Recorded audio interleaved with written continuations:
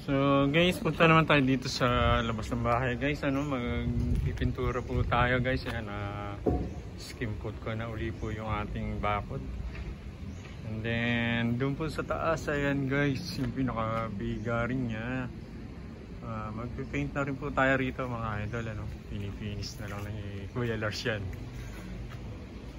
Ayan guys, yan yung kabuuan ng ating pinagpapagmuran,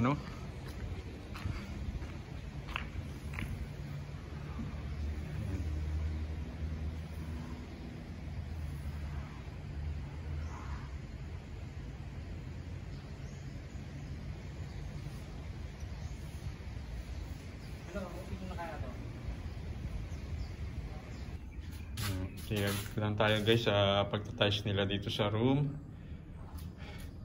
Yan po yung natiles nila guys. Pwede sana matapos na to hanggang mamayang hapon kasi talagang nirarush na natin to mga idol Yan. Update lang po ulit tayo guys sa mga kaganapan dito sa ating house.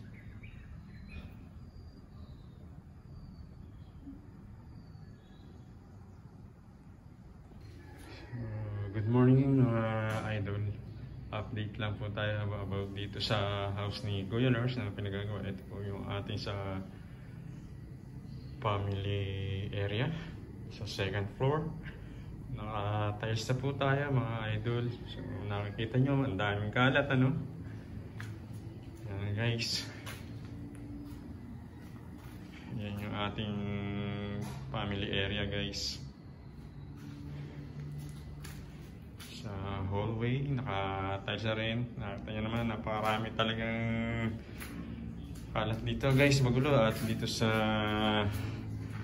room, ayan na guys, tiles na po tayo mga idol. At siyempre, ayan po yung ating wall na pinturaan na rin po ni Kuya Lars yan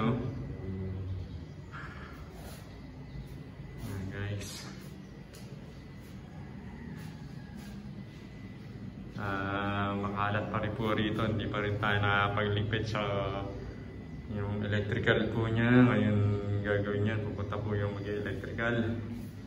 And then sa sewer po, naka-tiles na rin po yung gilid niya guys. So siya na, walang ilaw ayan.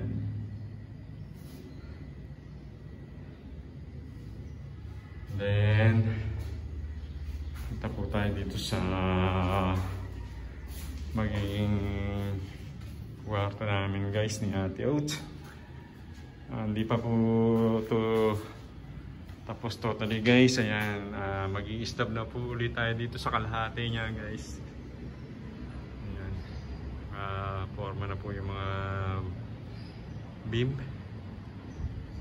Matapos po ito ng before mag-Christmas. Ayan na guys, update lang. Thanks for watching.